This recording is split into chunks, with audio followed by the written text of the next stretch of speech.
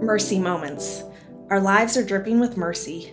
Indeed, our world is drenched in it. I'm Marissa Flores Madden, the creator of Mercy Moments. This season, we'll journey together by way of stories and reflections through the foundational social teachings of the Church. Life and dignity of the human person. Human dignity is the same for all human beings. When I trample on the dignity of another, I am trampling on my own. Pope Francis. Our job is to love others without stopping to inquire whether or not they are worthy. That is not our business, and in fact, it is nobody's business. What we are asked to do is to love, and this love itself will render both ourselves and our neighbors worthy. Thomas Merton. I'm pregnant. For about 2.5 years now, I've tried writing a reflection that would begin quite differently. I would write, I'm currently not pregnant, but I'd sure like to be. But I just couldn't do it. It was too scary to admit one of my deepest desires might never come to be. I felt I could only write that reflection when all hope was lost. And just a few months ago, I was so close to writing it, so close to admitting it. I was at a Christmas luncheon when I overheard a conversation in which a woman was asked about her children. And she responded, "Oh, we never had any." She continued, "We wanted them, but we just couldn't have any." I was stunned. It wasn't so much what she said, but how she said it. I heard acceptance and a sure amount of contentment even. She appeared sincere, and I wondered how long it took for that response to flow without the sting of sorrow or jealousy or regret. I wanted to be her, and honestly, I felt I was well on my way. Last year, a close friend commented with amazement that for all the recent pregnancies of friends and my 3 sisters that I had witnessed, I really seemed genuinely happy for them despite my struggle. I quickly responded, "Oh, that's because I am happy for them." Through it all, I was never jealous. It really had been an unexpected grace that I had only ever felt joy and awe with each new pregnancy and birth announcement. But perhaps I wasn't bitter because I hadn't given up yet.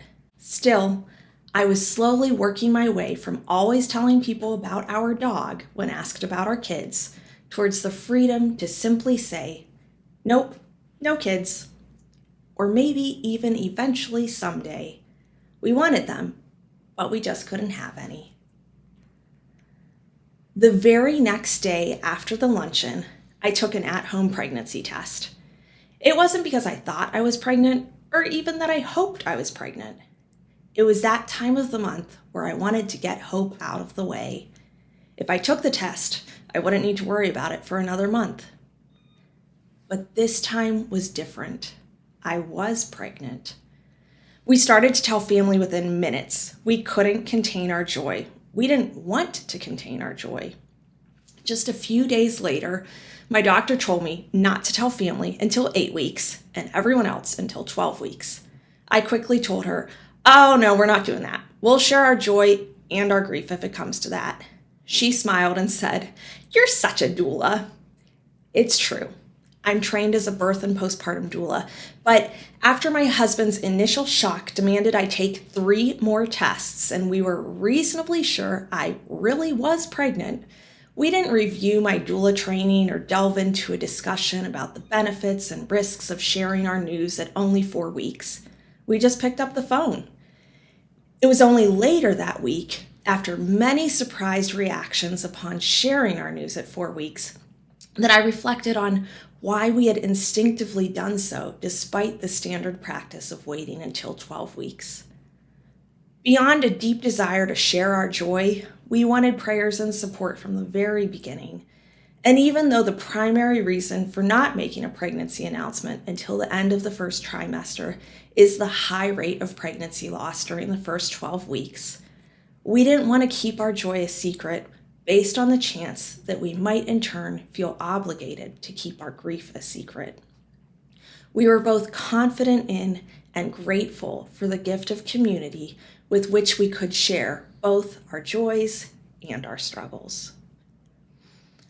Are we still nervous?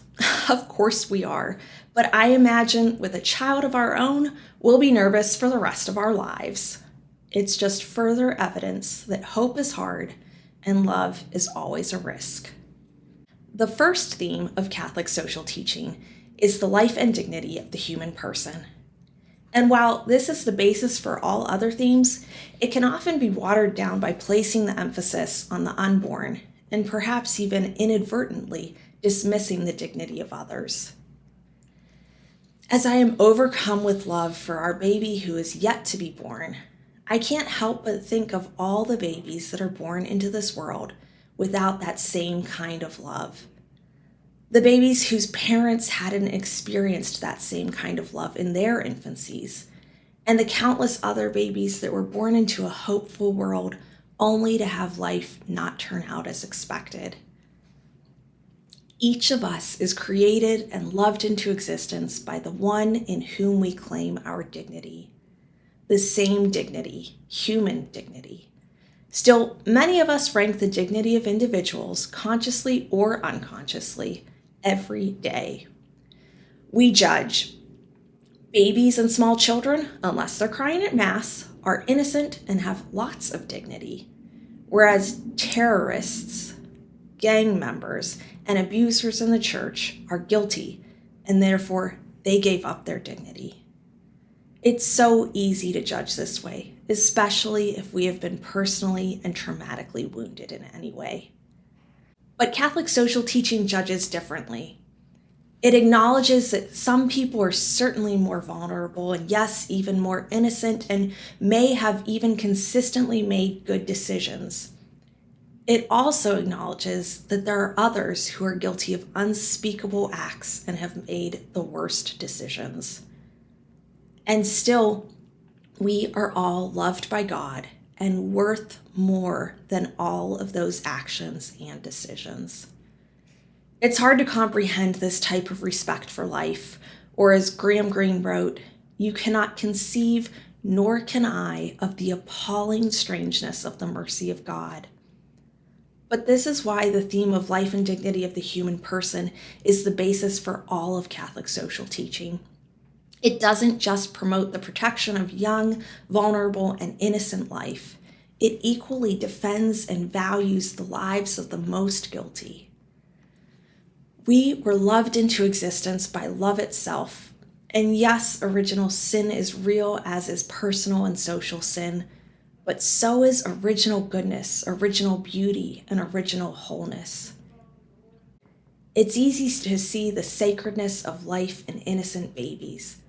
Our challenge is to see that same dignity in the ones who have done unspeakable things and in everyone else in between. Right now, I can only feel love and joy and all good things for the baby in my womb. But I know this won't always be the case.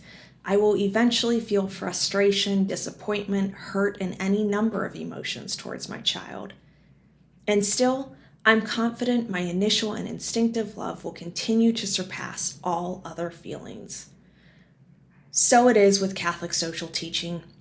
It doesn't dismiss our actions as amoral simply because everyone has dignity. On the contrary, it judges our actions based on how we uphold the dignity of all. This first theme invites us to be curious rather than judgmental, to be grateful rather than entitled, to be compassionate rather than self-righteous, and to draw all of creation closer to the heart of God as we seek to love like we first were loved.